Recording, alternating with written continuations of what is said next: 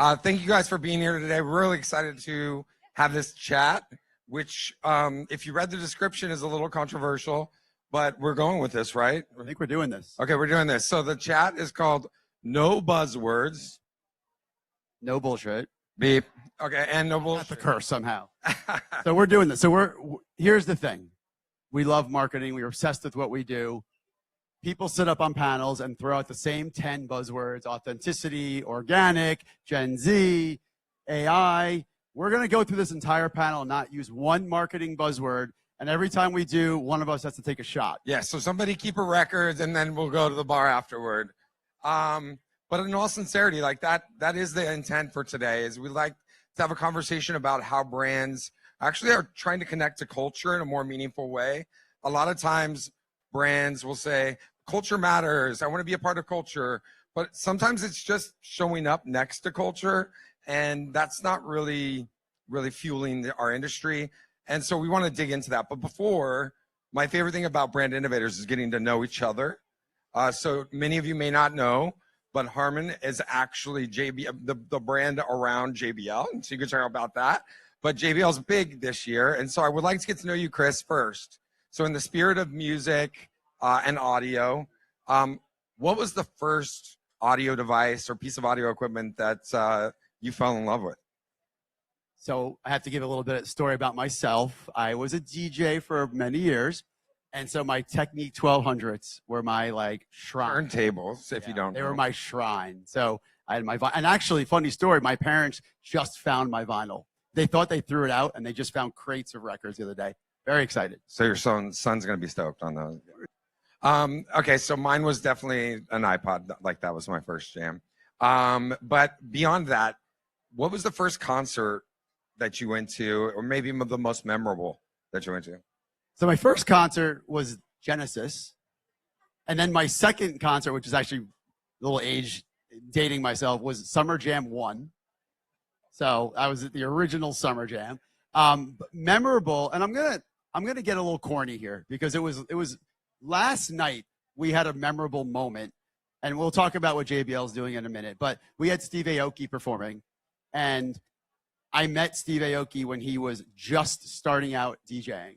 And literally, we joked last night about it, how he had like a Costco table, and he was DJing this party. And he was like, yeah, it was a corporate gig from the company I was working at the time. And here I am throwing an event with Steve Aoki. And it just was like one of those oh my God moments. So I would say that from a memorability perspective, last night is up there. Yeah, I think that's a really crazy aha to have it all come back full circle. I mean, you should talk a little bit about what JBL is doing here. I think the most memorable part of our conversation was, number one, identifying the fact that we don't want to be like everybody else. We don't want to use the same terminology as everyone else is using. And why JBL's here, and why you guys have made the investment you have, and how you've leaned in to not just being a sponsor of South by Southwest, but doing something more meaningful. So if you guys don't know, right across the street, there is an amazing setup called the Library. And so I want you to talk to us a little bit about what you guys are doing, and more importantly, the why. First of all, give it up for the hat. How great is this, right? So JBL, first of all, Harman is our company, right? Harman, we talk about it as a house of brands, and for JBL being one of the biggest brands in the portfolio. Portfolio. Shoot. All right, line up a shot. All right. One of our biggest brands, and so we have a series of premium headphones, like kind of the more pricey headphones, and we're doing this event called the Library. JBL Live is the headphone that we're launching. It's actually one of 7 activations we have at South by, so we're really deep. We're the official audio sponsor. We have a partnership with Rolling Stone for their Future of Music platform as well, and then several other things. But the Library is basically a counterculture library. And it's taking everything you think about a library, which is quiet and rule-bound, and we're really turning it into energy, creativity, sound. And so we have all these installations, and very weirdly, it's right there. Yeah, you could see it out the window. Yeah, and so what we're actually offering to everyone here is, if you mention Brand Innovators at the door, you skip the line and you go right in. It's basically 12 to 7, and then 12 to 7 today, 12 to 6 tomorrow. So it's, for you guys, it's concerts all day, and then activations to kind of experience our products. And really the important thing for us, though, We're really here focusing on emerging artists. So everything that's going on there, it's like emerging artists, and then you could tour and experience, emerging artists, tour and experience. And we're trying to give these artists a platform, because that's really what South by was started by. It was started by places where creatives and musicians could get together. So we're kind of bringing that back, and everything's about emerging artists. And I think that's really meaningful, especially here at South by. I remember many years ago, my first South by, walking down 6th Street and seeing hundreds and hundreds of bands fighting to have a little tiny bar stage. So I love that you're bringing that back. And in our pre-call, you talked about the Music Academy, which is part of what made this all make sense. Can you tell us what the Music Academy is and how you're ultimately trying to not only just bring music to fans, but also help the artists themselves? Yeah, and interestingly enough, and part of the credit for this, and I think we're going to talk about this in a minute, DJ Martin Garrix, I think hopefully a lot of people know who he is, he's an ambassador, and we were talking because we really spend a lot of time investing in what's important to you when we do ambassadorships. And he said, I want to build a platform to help artists find their way. And we make it very much not about just the singer or the DJ. It's producers, it's writers. So we really have built something much wider than just who's the best singer, right? It's not that. It's about mentorship, access, and a community. And these are really 3 important words, right? So mentorship, you start out, you've got like that unique sound or that unique thing you do, but how do you find people that can really help you? So through the Music Academy, we bring in A&R people, we bring in, agents, marketing people. We talk to these artists about how to build your brand and how to create your you so you can actually go be someone. Access, obviously, is the platform we give. And community, a lot of these artists feel very lonely and they're just out there grinding. And so we actually bring all of them together. And just this morning, I was down, we have like a hospitality lounge at the W, and I just saw a bunch of them all hanging out. And I was like, that's the community we're building. They're coming together and having a place where they can have a safe space to just be creative and just talk about what they're experiencing. I think the key important part of this, right? If you're a brand and you're showing up and you're just a big logo plastered around South by Southwest, that's one thing. That's sometimes how people feel like integrating into like the story or the narrative of the culture being built here. But you're trying to do something different with that, right? It's not just about slapping your logo. So how does that really translate to your potential customers and to culture as it sits today? We should ask one of our customers. No. When you think about it, visibility is showing up, right? You put up a sign, that's visibility. Relevancy is doing something that matters. And one of the things we talk a lot about is it really starts with the consumer. And I think a lot of brands, they go right to what's important for the brand. And the reality is your brand is something that is in service to consumers. So we really asked ourselves, like, what do consumers want? And that's actually why we believe a place like South by it really fits our brand. I mean, it's about creatives, it's about people that want to come together and just have shared experiences. So it really fit what our consumer wants, which fits our brand. So we started with the consumer first. And again, what we're really creating here is something that's all about bringing that community. Like, we're trying to be a little South by in 310 across the street. No, that makes sense. I think that a lot of times we have to evaluate what we're doing as marketers. I sit in a marketing seat as well. And sometimes you show up and you try and just be a part of it, but it's not really the same as fueling it like you guys are doing. So if you put on your armchair quarterback, instead of thinking about JBL, what's the difference? Like, and when can you see that difference or spot that difference? Like, in your mind, what's that parallel narrative? Yeah, I mean, you look at a lot of brands, and so my 2 least favorite words are brought to you by and sponsored by, right? Because it's wallpaper. Now, certain brands' objectives are making sure brand objectives. Did it again. I'm a O. He's got to. Yeah. Just anyone keeping score. So certain brands, the thing they need to do, the problem they need to solve is we need to be more visible, right? So that it works for them, right? For us, we're in kind of a more mature stage where we now need people to be familiar and understand us, right? What do we make? What do we do? Why is our brand better than another one that we want you to buy? So we're trying to actually really push further down in terms of like connecting with consumers. So again, those billboards and those brought to you bys work for certain objectives. Like, we're just at a different stage. So we believe that it really is about developing that depth and meaning in how we come to life and how we show up. Yeah, it becomes one of those things where in your world, you're talking about showing up for artists and providing them the tools that do their best and the live vehicle that you've created. I'm trying not to use my buzzword, so hold on a second. I'm at 2 already. I'm okay. So my pivot to not using a buzzword is there are a lot of other things that are happening above and beyond South by with you guys, and sports is a huge category in terms of live events and culture, and something that a lot of these stages will talk about. So I'm just going to leave it there instead of saying the correct words. So tell me a little bit about how you guys are taking the same philosophy around community and taking it to other venues outside of South by. Yeah. Now, so when we talk, and I'll use sports and how you said that, a lot of times we talk about leagues. Leagues give you scale, right? Leagues are your brought to you by, right? They give you that massive platform to go tell people who you are.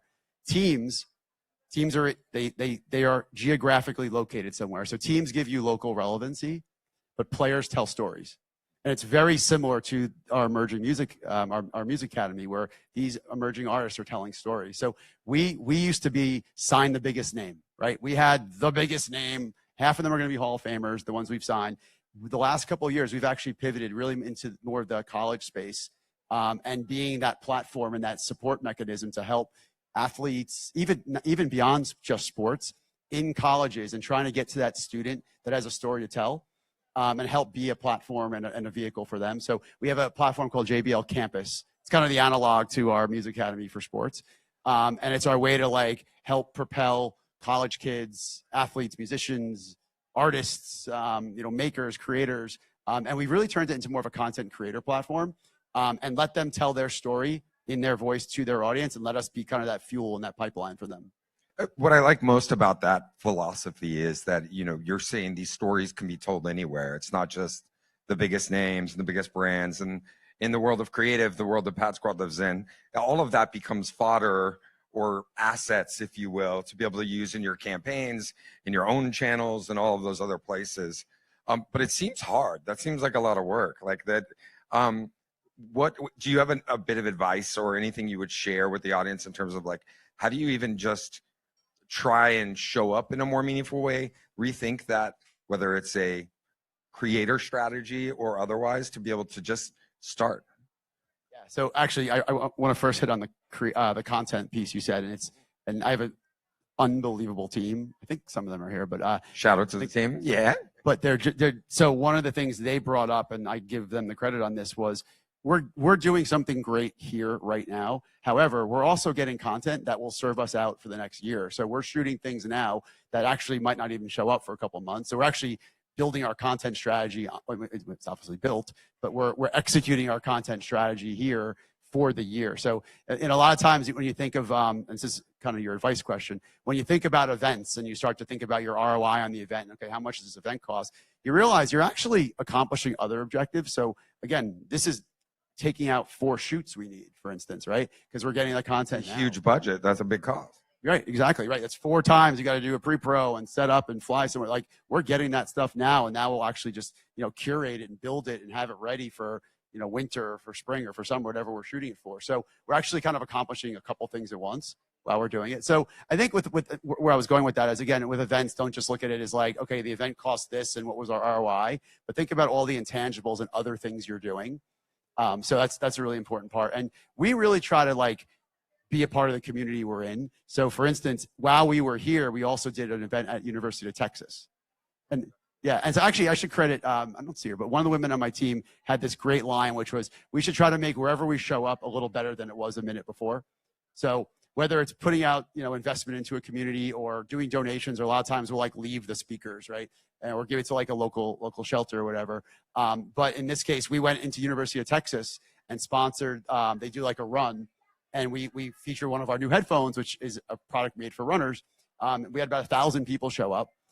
It was meant to be a 3-hour event. It wound up being about 6.5. It was just absolutely incredible to see that energy and spirit. So again, we tried to go into the community and really be there, as opposed to just stick our logo out on a bunch of billboards. I'm going to steal that line, that idea of leaving the event better than the moment before you got there. Katie Raymond, she gets the credit. Yeah, I'll give a little subtext to the Katie and be like, what's up? No, I think this is all really powerful. And when I try and think holistically about marketing, about your job, about my job, it is trying to really bring relevance and importance and some kind of value. Buzzword. Oh, That's a buzzword. you got me. That's one for me and two for him. Got it. We're gonna get drunk. So as we continue to think about like going forward, South by this year, anything that you're hoping to get over the next few days, talking with partners, someone's coming up to you, wants to talk about anything. Is there something you care about? I'm going to go back to this emerging artist platform. I care about seeing these artists get the platform they need. We did this event, like I said before, and we had an opener who was incredible. And, you know, we're all staying like right here. And we said, hey, let's go back. We'll hang out a little bit. And they were like, we have to pack up our car. And you pause for a second. You're like, oh, yeah, like that. I guess the car doesn't pack itself. Like, and it was just amazing to think about what that journey is for these artists. So I'm just so psyched to see them performing over the next several days with us. Actually, one of them is going to be joining me on stage in one of the main South by panels. I was just going to ask, well, when is that so people can make their way over? Tomorrow at 11:30. 11:30. Yeah, not the night. 11:30 in the morning at the Downright Hotel. But so last night she was saying how like I've never done a panel like this before. Like it's amazing seeing, and you kind of forget, right? And I think especially as a brand that used to sign the Steph's Currys and the Giannis's and the A-Rods, like you forget, like you even lose sight as a brand person of what that journey is for these folks. So we're really excited to be part of that, you know, and help them with their careers. And, you know, hopefully it's something we both benefit from. That's awesome.